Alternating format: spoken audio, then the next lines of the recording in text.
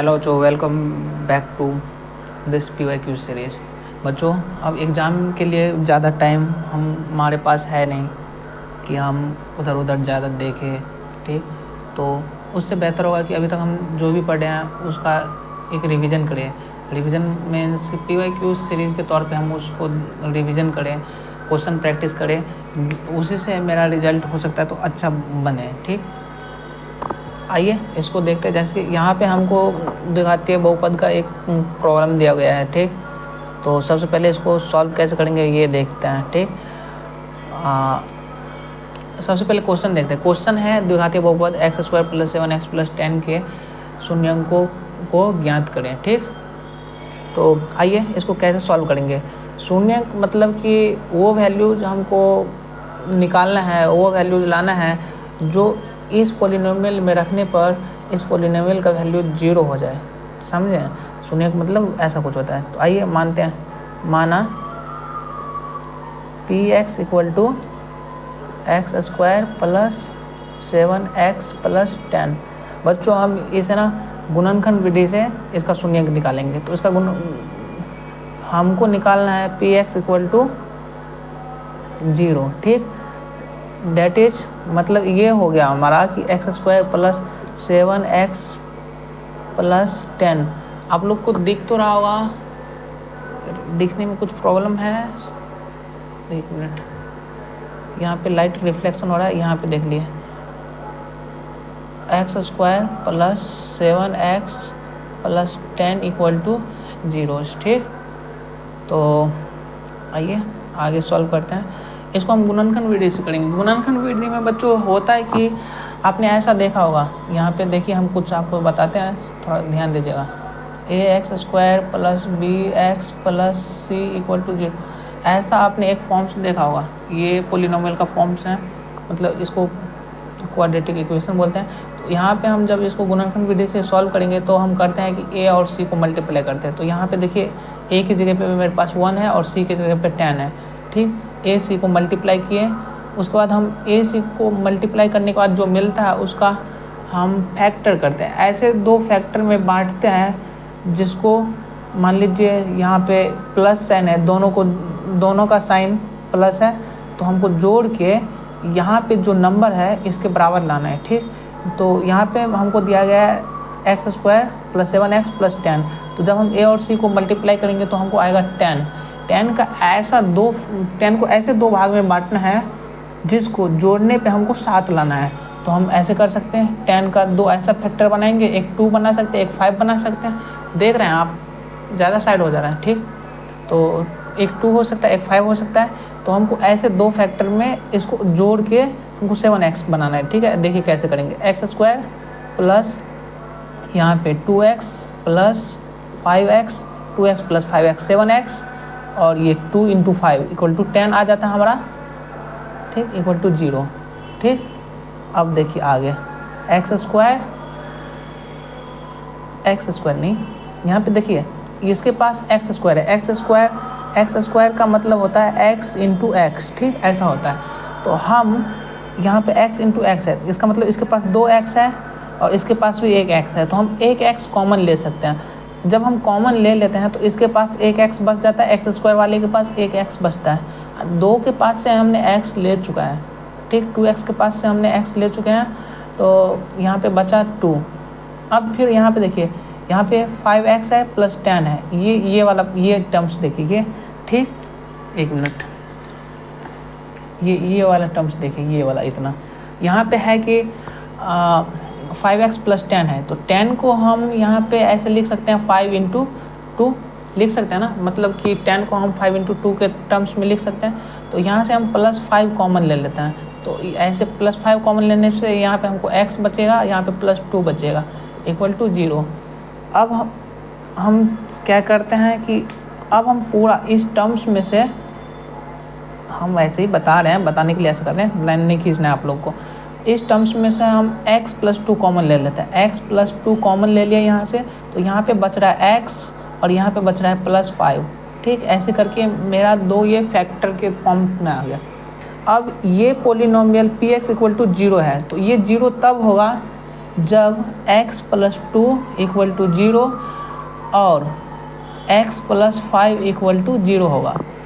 इसका मतलब ये हुआ कि x इक्वल टू -2 होना चाहिए, जब +2 इधर जाएगा -2 हो जाएगा, और x इक्वल टू यहाँ पे -5 होना चाहिए। इसका मतलब ये हुआ कि हमारा px जो है 0 होगा, इम्प्लाइज मतलब px 0 होगा तब जब x का वैल्यू -2 हो या -5 हो। ये हमारा सॉल्यूशन हो गया। ठीक बच्चों, थैंक यू। चलिए बच्चों दूसरा क्वेश्चन करते हैं, पोलिनोमियल का दूसरा क्वेश्चन करते हैं। और हम पहले से क्वेश्चन इसलिए लिख लेते हैं कि आपका वीडियो लंबा ना हो, बस आपको जितना ज़रूरत है क्वेश्चन की ज़रूरत है क्वेश्चन देखिए, क्वेश्चन समझिए, कॉन्सेप्ट समझिए। ठीक, चलिए दूसरा क्वेश्चन करते हैं।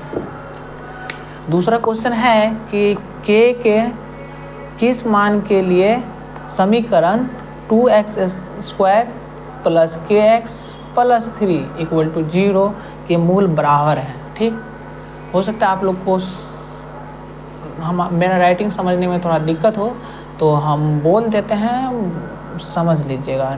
यहाँ पे x है। ठीक ठीक, चलिए सॉल्व करते हैं इसको। अब आप लोग सब ने पढ़ा होगा, जितने कोई भी पोलिनोमियल पढ़े होंगे इससे पहले क्लास में, कभी कहीं भी पढ़े होंगे, वहाँ पे आप सब ने पढ़ा होगा कि हमने पोलिनोमियल में पढ़े थे कि 2-3 कंडीशन पढ़े थे कि मूल बराबर कब होगा, जब d इक्वल टू 0 हो।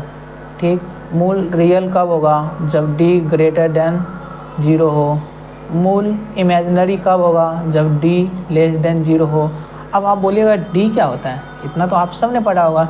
d मतलब विवेचक, हिंदी में बोले तो विवेचक, विवेचक ही बोलते हैं ना।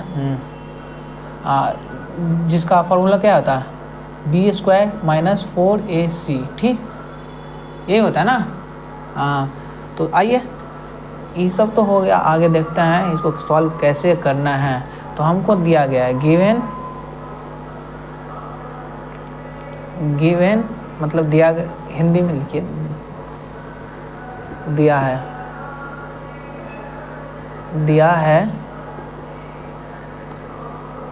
2x² plus kx plus 3 equal to 0। हाँ, इसको कंपेयर कीजिए पोलिनोमियल जो होता है क्वाड्रेटिक पोलिनोमियल जो होता है ax² plus bx plus c, इससे आप कंपेयर कीजिए। इससे कंपेयर करने पे आप देखिए आपके पास a का वैल्यू कितना है, a x² का कोफिशिएंट x² का कितना है, 2 है। b x का कोफिशिएंट मतलब k है। c मतलब इंडिपेंडेंट ऑफ x। सॉरी बच्चों, थोड़ा इंग्लिश ज़्यादा हो रहा है पर आप इतना समझ, इंडिपेंडेंट मतलब जो x से स्वतंत्र हो, जिसके साथ x ना हो। ठीक, वो 3 है। तो हमको बोला गया है मूल बराबर हो, इसका मतलब d equal to 0। d implies, देख पा रहे हैं बच्चों, हाँ, d इम्प्लाइज मतलब b² - 4ac इक्वल टू 0। ठीक, आइए फॉर्मूला पे बैठाते हैं। b का वैल्यू आपको है k² - 4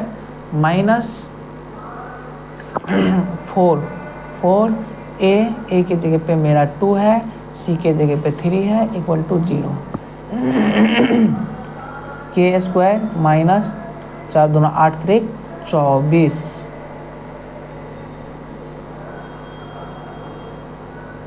चार दूना 8 3 24, ये है ना, हाँ, इक्वल टू 0। ठीक, तो आगे इसको सॉल्व करते हैं। तो हम इसको ऐसे लिख सकते हैं क्या, k² इक्वल टू 24 लिख सकते हैं। तो k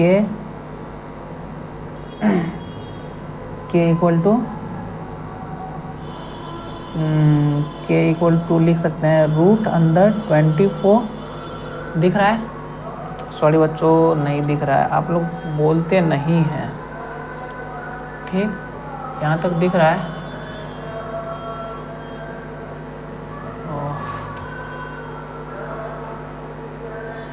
ठीक, चलिए इतना आपने नोट्स कर लिया हुआ। आगे चलिए देखते हैं। के स्क्वायर माइनस 24 इक्वल टू 0 आया था।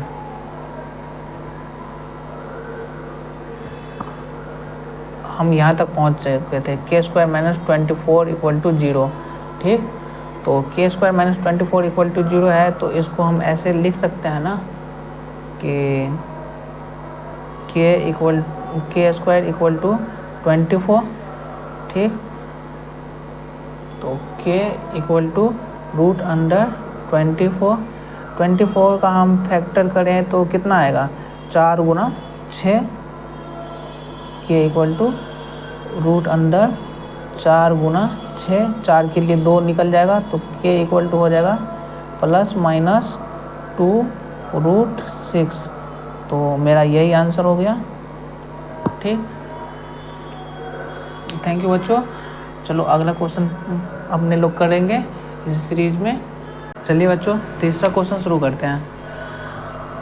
तीसरा क्वेश्चन आपका है कि बहुपद 4x square minus 9 4x square minus 9 का शून्य ज्ञात कीजिए। ठीक, तो हमने देखा कि बहुपद जब भी पॉलिनोमियल सॉल्व करते हैं तो पहले मानते हैं कि माना px equal to 4x square minus 9। ठीक, समझ में आ रहा है बच्चों? समझ में आए तो कमेंट में लिख दीजिए और इसके बाद बताइए कि अगला टॉपिक किस पे बनाएं। ठीक, यानी कि अगला किसका PYQ करवाएं। और आपको एक बात और बता दें कि हर साल आपके इस बहुपद से 4 क्वेश्चन, हाँ अप्रॉक्सीमेट 4 से 5 क्वेश्चन हर साल आता है लघुत्तरीय वाले में, लघुत्तरीय में। ठीक, तो इतना हम जब भी शून्यक निकालेंगे तो शून्यक निकालने के लिए क्या होता है बाबू कि हमको px को 0 से इक्वेट करना पड़ता है। इक्वेट मतलब बराबर करना पड़ता है। ठीक, तो हमने px इक्वल टू 0 से इक्वेट करेंगे तो यहाँ देखिए दिख रहा है px इक्वल टू 0। ठीक, तो अब px हमारा कितना है 4x square minus 9 equal to 0। ठीक, तो अब इसको कैसे सॉल्व करेंगे, तो आप एक चीज़ यहाँ पे गौर कर रहे हैं, इसको हम ऐसे लिख सकते हैं 4x स्क्वायर 2x का होल स्क्वायर माइनस 9 को हम 3 का स्क्वायर लिख सकते हैं। अब आप यहाँ पे देखिए कि ये आपको कुछ ऐसा दिख रहा है a square minus b square equal to 0, ऐसा कुछ दिख रहा है। तो इसको कैसे तोड़ते थे, a square minus B square का कुछ फॉर्मूला बताए थे, कभी आप लोग पढ़े ही होंगे। इसको हम ऐसे तोड़ते हैं कि इसको a plus B a minus B लिखते हैं इक्वल टू 0 लिखते हैं। ठीक, तो इसी तरह हम इसको भी तोड़ सकते हैं ना, मतलब इसी तरह हम इसको भी फैक्टराइज कर सकते हैं 2x प्लस 3 और 2x माइनस 3 इक्वल टू 0 लिख सकते हैं। तो एक बार 2x प्लस 3 को 0 से इक्वेट कीजिए और एक बार 2x माइनस 3 को 0 से इक्वेट कीजिए। ठीक, आ रहा है वीडियो में, शायद नीचे हो जा रहा है। ठीक, इधर देखिए बच्चों, तो 2x equal to minus 3 x equal to minus 3/2 और 2x इक्वल टू 3 और x इक्वल टू 3/2। ठीक, तो x के क्या क्या वैल्यू आ गए माइनस 3/2 और 3/2। तो ये जो हमको मिला यही हमारे शून्यक हैं। ये हमारे px equal to 4x square minus 9 -9 के शून्यक है। ठीक, हाँ चलिए बच्चों, आगे अगला क्वेश्चन इसका देखते हैं कि आगे क्या सब पूछा गया है। ठीक, तो ऐसे ही वीडियो में बने रहिए, आगे बहुत भी क्वेश्चन है, छोटे हर एक क्वेश्चन करवाएंगे, छोटे से लेके बड़े हर क्वेश्चन करवाएंगे, चिंता नहीं लीजिए, सब कॉन्सेप्ट क्लियर हो जाएगा।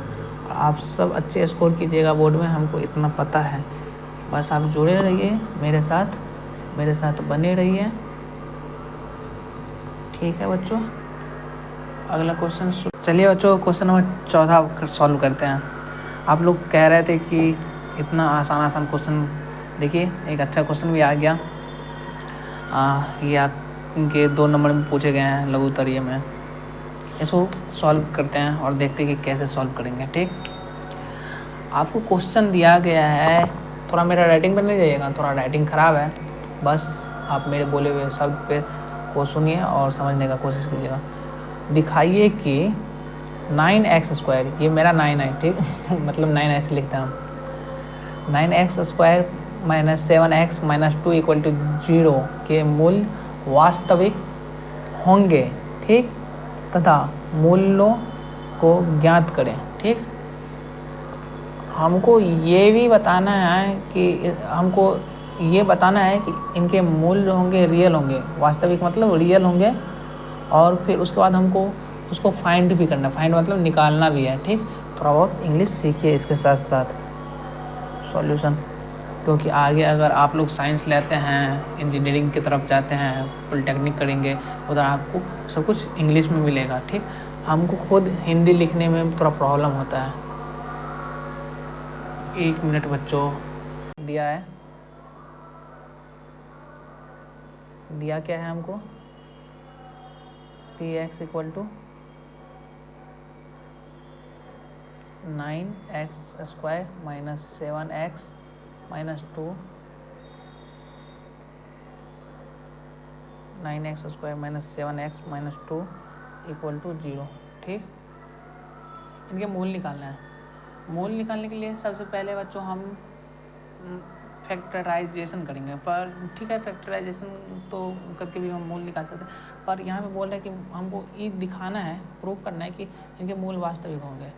तो अभी इससे पिछले क्वेश्चन में मैंने आपको बताया था कि मूल वास्तविक होने के लिए 3 कंडीशन, मतलब मूल के 3 कंडीशन ये थे कि d = 0 होने पे मूल बराबर होंगे।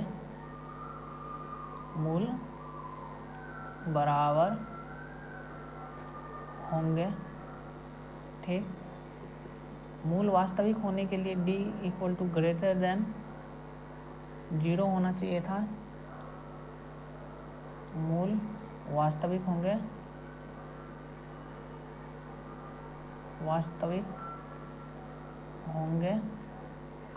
और d <0 पे मूल जो है काल्पनिक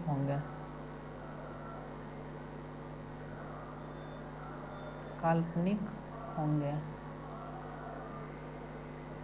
ठीक, सॉरी बच्चों, राइटिंग पे नहीं जाइएगा, बस हम जो बोल रहे हैं वो सुनिए। ठीक, तो हमको इसमें से कौन से कंडीशन के साथ जाना पड़ेगा, कंडीशन नंबर 2 के साथ। ठीक, कंडीशन नंबर 2 के साथ हम चलेंगे, बाकी तो सब ऐसे ही है। ठीक, तो आप यहाँ से सबसे पहले d के लिए हमको क्या चाहिए, d = क्या चाहिए, हमको होता है b² - 4ac। तो सबसे पहले हमको b चाहिए, a चाहिए, c चाहिए। तो आप देखिए, जो कोफिशिएंट ऑफ x² होता है वो मेरा a होता है। ठीक, मतलब यहाँ पे मेरा 9 है। ठीक, जो कोफिशिएंट ऑफ b होता है, यानी कि कोफिशिएंट ऑफ x होता है, वो मेरा b होता है विथ साइन। ठीक, तो b का वैल्यू कितना है, -7। ठीक, और देखिए जो इंडिपेंडेंट ऑफ x होता है, इंडिपेंडेंट मतलब जो जिसके साथ x नहीं होता है, ठीक, पूरा तरह से स्वतंत्र होता है, वो मेरा c होता है, c। तो हमने तीनों का वैल्यू लिख लिया। D equal to B square minus 4ac formula होता है। ठीक, दिख रहा है बच्चों? शायद दिखने में प्रॉब्लम हो रहा होगा क्योंकि यहाँ पे इस रीजन में लाइट का रिफ्लेक्शन होता है। इसको हम थोड़ा 1 मिनट फिर से लिख देते हैं। ये रीजन हमको घेरने दीजिए। ठीक, 1 मिनट बच्चों, ऐसे ही रहेगा थोड़ा। ये रीजन डार्क स्पॉट है, यहाँ पे लाइट का रिफ्लेक्शन होता है, जो लाइट पड़ती है तो यहाँ पे लिखना पड़ेगा हमको।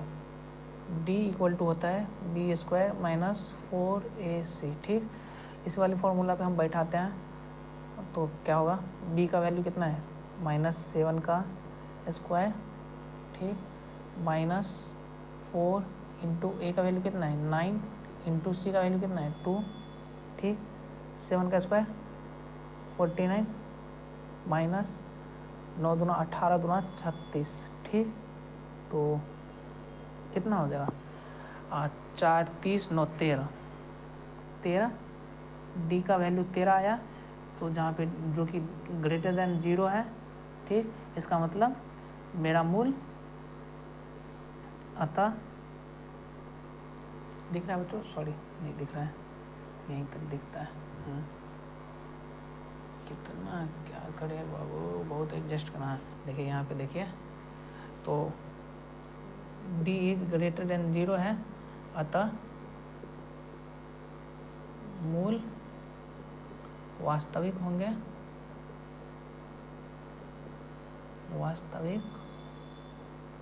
होंगे, ठीक, अब हमको मूल निकालना है। तो मूल निकालने के लिए क्या करेंगे, 9x square minus 7x minus 2 equal to 0 का फैक्टराइज करेंगे मतलब हम चलेंगे गुणनखंड विधि से। ठीक, गुणनखंड विधि के लिए हमने आपको पहले वीडियो में बताया, यानी कि इससे पहले वाले क्वेश्चन में बताया था कि a और c को मल्टीप्लाई कीजिए विथ साइन, तो +9 माइनस 2 कितना हो जाएगा -18। अब इस 18 को इस तरह से तोड़ना है कि यहाँ पे माइनस साइन आया, गुना करने पे a और c को गुना करने पे हमको -18 आया। मतलब माइनस साइन हमको ये बताता है कि इस 18 का तुम 2 को फैक्टर करो, इसको 2 भाग में तोड़ो, और ये माइनस साइन बताता है कि फिर जो टूटेगा उसको घटा के तुमको -7x लाना है। ठीक, तो इसको हम तोड़ते हैं 9 और 2, 9 दूना 18 हो गया ना।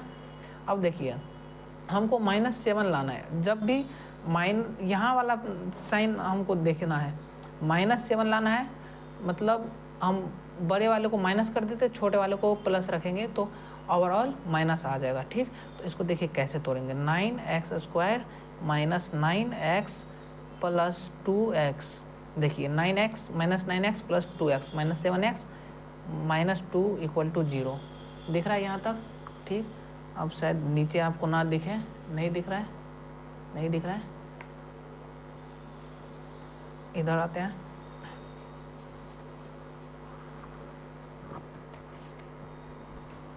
देखिए यहाँ तक हम पहुँच चुके हैं।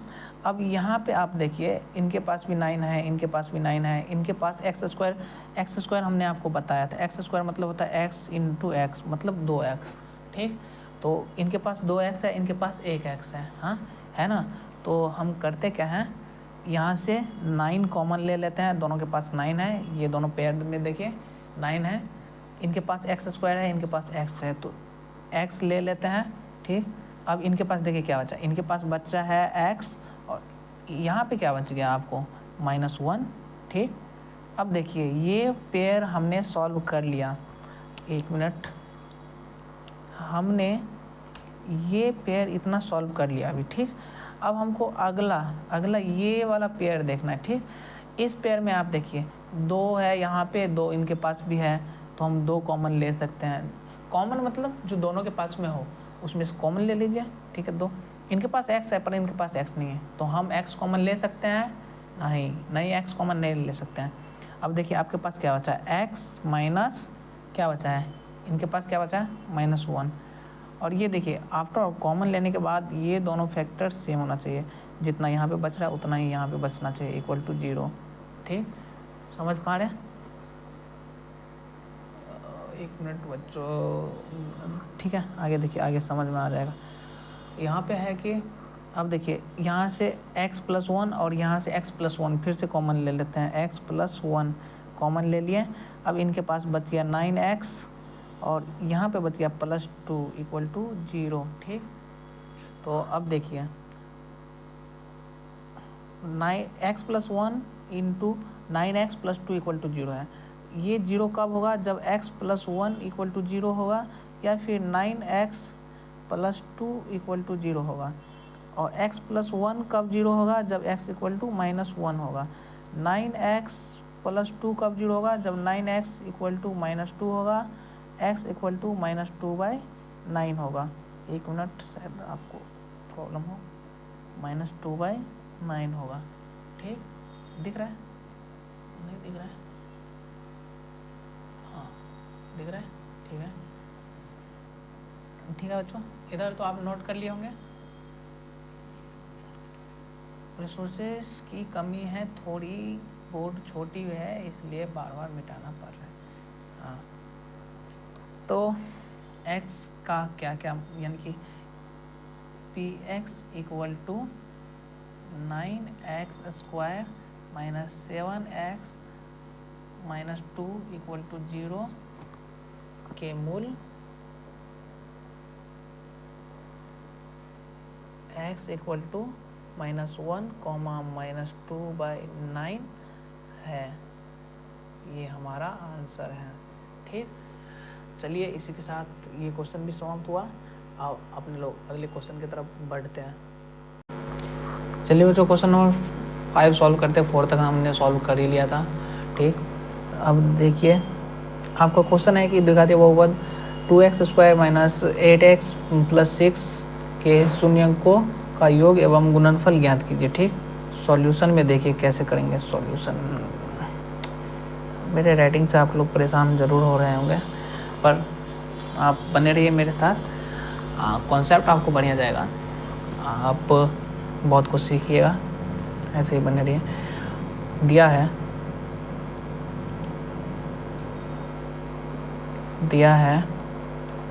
2x² - 8x + 6, ठीक। तो सबसे पहले हम इसको पोलिनोमियल का जो जनरल फॉर्म होता है, जनरल फॉर्म मतलब ax² + bx + c, हम इससे इक्वेट करेंगे। जो x² के साथ होता है, x² का जो कोफिशिएंट होता है वो होता है मेरा क्या, वो मेरा a होता है। तो a आपका दे रखा है 2 विथ साइन के साथ, हमेशा ध्यान रखिएगा साइन के साथ, ठीक। और x के साथ, यानी कि x का जो कोफिशिएंट होता है वो मेरा होता है b।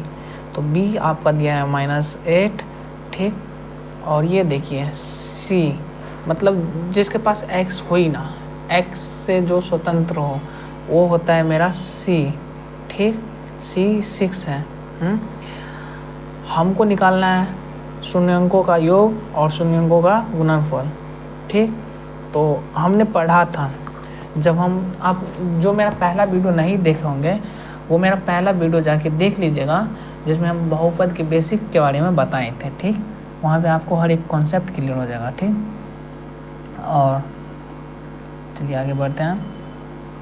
तो शून्यंकों का योग,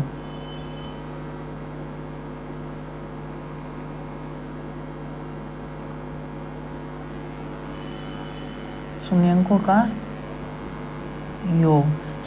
का योग के लिए हमने पढ़ा था कि होता है कि -b/a, ठीक। तो माइनस यहाँ पे तो फॉर्मूला वाला हो गया, b का वैल्यू मेरा पहले से -8 है, ठीक। और a आपका दे रखा है 2, इसका मतलब हो गया कितना, माइनस प्लस 8/2 = 4। तो शून्यंकों का योग मेरा निकल गया 4, ठीक। इसी तरह से शून्यंकों का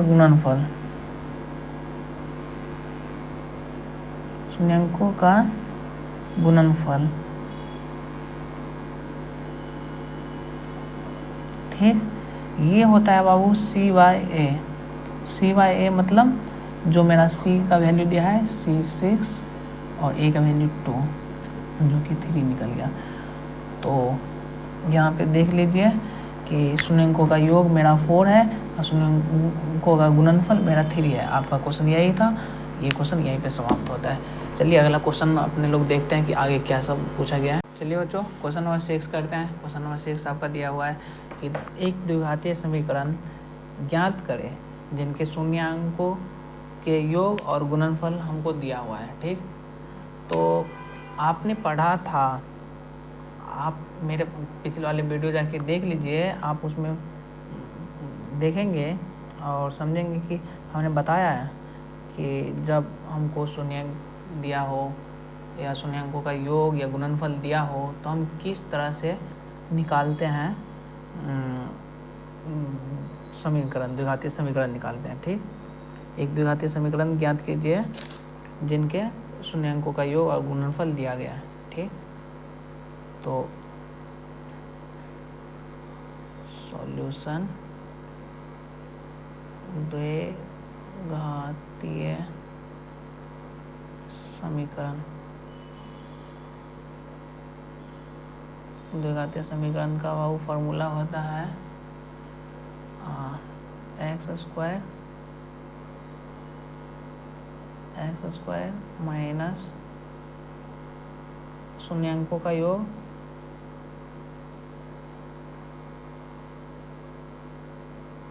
शून्यंकों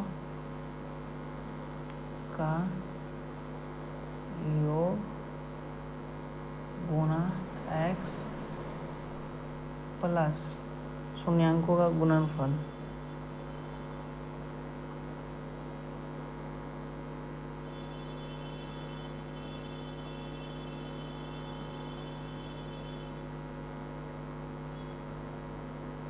ठीक, देख पा रहे हैं, यही होता है। तो हम इसी वाले फॉर्मूले पे बैठाएंगे। हमको जैसे कि दिया हुआ है एक्स स्क्वायर माइनस शून्यंकों का योग, देखिए शून्यंकों का योग हमको दिया है 4, तो सीधा 4 यहाँ पे बैठाएंगे इसके जगह पे, गुना एक्स प्लस शून्यंकों का गुणनफल हमको दे रखा है 1। ठीक, 1, यही मेरा पी एक्स हो गया, पी एक्स इक्वल टू इतना हो गया, जो कि द्विघातीय समीकरण है। ठीक, इस तरह का आपका छोटा छोटा क्वेश्चन सब रहेगा जो कि ऑब्जेक्टिव में लघुत्तरीय में रहेगा, तो आप ऐसे बना सकते हैं। चलिए बच्चों, यह क्वेश्चन आप लोगों को होमवर्क के तौर पे आज हम देंगे, क्योंकि इससे पहले मैंने एक क्वेश्चन इसी ढंग का मैंने बता रखा है जिसमें एक वेरिएबल रहता है जिसके लिए आपको क्वेश्चन सॉल्व करना पड़ता है और उसका मान निकालना पड़ता है, जब मूल बराबर हो या फिर रियल हो, मतलब वास्तविक हो या काल्पनिक हो। यहाँ पे आपको दिया है, मैं सॉल्व तो नहीं करूँगा इसको पूरा तरह से, बस आप लोगों को थोड़ा इसके बारे में बता देता हूँ। यहाँ पे आपको दिया गया है कि मूल बराबर है, तो मूल बराबर होने के लिए हमने कंडीशन पढ़ा था कि डी इक्वल टू 0 होना चाहिए। ठीक, तो डी इक्वल टू 0 मतलब डी का वैल्यू क्या लिखते थे, B square minus 4ac equal to 0।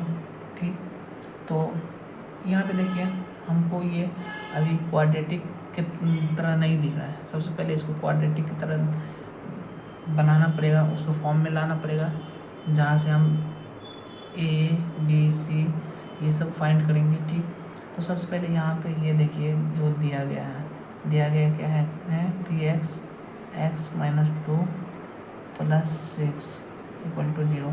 तो अब ये क्वाड्रेटिक की तरह नहीं दिख रहा है, तो यहाँ से हम ए बी और सी नहीं निकाल सकते। ठीक, सबसे पहले इसको क्वाड्रेटिक की तरह हम बनाएंगे। तो आइए कैसे क्वाड्रेटिक की तरह बनाएंगे। ये जो पी एक्स है जो बाहर बैठा हुआ है, इससे अंदर के दोनों में मल्टीप्लाई कर देते हैं, क्या मिलता है देखते हैं, पी एक्स स्क्वायर।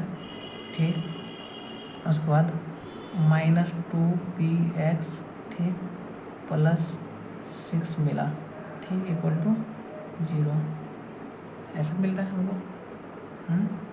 अब हमको बोला जा रहा है, अब क्या बोला जा रहा है कि आप वैल्यू निकालिए p का जिसके लिए इसका मूल बराबर है। ठीक, तो यहाँ से हम a लिख सकते हैं, a मतलब जो कोफिशिएंट ऑफ एक्स स्क्वायर है, मतलब p विथ साइन प्लस है तो कोई ज़रूरी नहीं है। b कितना है -2p, c कितना है 6 है। ठीक, अब यही वैल्यू हम यहाँ पे पुट करेंगे। चलिए बना ही देते हैं क्या कितना है। तो b की जगह कितना है -2p का होल स्क्वायर -4, a की जगह पे p और c की जगह पे 6 है। ठीक, थोड़ा देखिए इक्वल टू 0। तो -2p का होल स्क्वायर यानी कि माइनस का स्क्वायर तो प्लस हो जाता है, 2 का स्क्वायर 4, अब p का स्क्वायर p माइनस 4 छके 24p, 4 छके 24p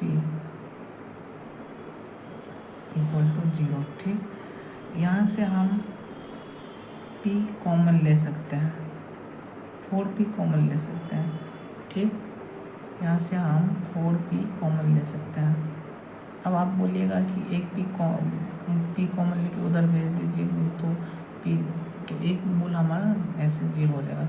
हम यहाँ से नहीं तो आप ऐसे भी बोल सकते हैं कि 24 को आप उधर कर दीजिए, एक p से एक तरीका ऐसा है। देखिए मैं यहाँ पे कर रहा हूँ, ऐसा भी अगर आप ऐसा सोच रहे हैं कि 4p square equal to 24p लिखते हैं और उसके बाद फिर एक p से एक p गया, फिर 4 से ये 6 गया, तो p इक्वल टू 6 आया, ये मेरा सॉल्यूशन हो जाएगा। नहीं, ये पूरा तरह से गलत है, समझे, ये गलत है। गलत अब किस लिए हम बोल रहे हैं, एक मिनट देख नहीं रहा हुआ हम लोग। ये गलत है कि हम इतना इक्वल टू फिर हम p इक्वल टू 6 लिख दें। इससे हमारा ये देखिए क्वाड्रेटिक है, क्वाड्रेटिक मतलब द्विघातीय है। द्विघातीय का मतलब होता है कि हमको 2 मूल्य मिलना चाहिए। यहाँ पे हमको p का एक ही वैल्यू मिल रहा है जो कि सही नहीं है, तो ये तरकीब बिल्कुल ही सही नहीं है। ठीक, यहाँ पे देखिए, तो फिर क्या करेंगे हम लोग, उसके लिए हमको 2 मूल्य लाने के लिए हम एक काम कर सकते हैं कि 4, यहाँ पे 4 कॉमन है, यहाँ पे 4, 24 को हम लिख सकते हैं 4 गुना 6, तो 4 कॉमन है, p भी कॉमन है दोनों के पास, ये ले सकते हैं कॉमन, फिर बचता है p माइनस 4 इक्वल टू 0। ठीक, अब ये 0 कब होगा, ये 0 होगा जब 4p इक्वल टू 0 हो, या तो 4p इक्वल टू 0 हो और p माइनस 4 इक्वल टू 0 हो। ठीक, तो 4p इक्वल टू 0 मतलब p इक्वल टू 0/4 जो कि 0 हो जाएगा, और p इक्वल टू जब 4 होगा तो p माइनस 4 0 होगा। तो हमको p का 2 मूल्य मिल रहा है, कौन कौन सा, एक 0 और एक 4, ये हमारा सॉल्यूशन हो गया, आंसर हो गया। चलिए बना ही दिया आप लोगों के लिए। ठीक, आगे आप लोग को कोई भी प्रॉब्लम हो इस चैप्टर में, कोई भी क्वेश्चन समझ ना आए, ठीक, तो आप हमको कमेंट में बता सकते हैं, लिख सकते हैं, और किसी भी तरह का दिक्कत है तो आप हमसे पूछ सकते हैं, कमेंट में आप लिखिए, हम बताएंगे। और आगे बताइए कि आप लोग को ऐसे समझ आ रहे हैं कि नहीं। थैंक यू बच्चों मेरे साथ जुड़ने के लिए, ऐसे ही जुड़िए, आपको आगे भी हम हर एक चैप्टर का कॉन्सेप्ट क्लियर करते रहेंगे, और आपके बोर्ड एग्जाम का प्रिपरेशन में हम आपके साथ खड़े हैं। थैंक यू बच्चों, थैंक यू।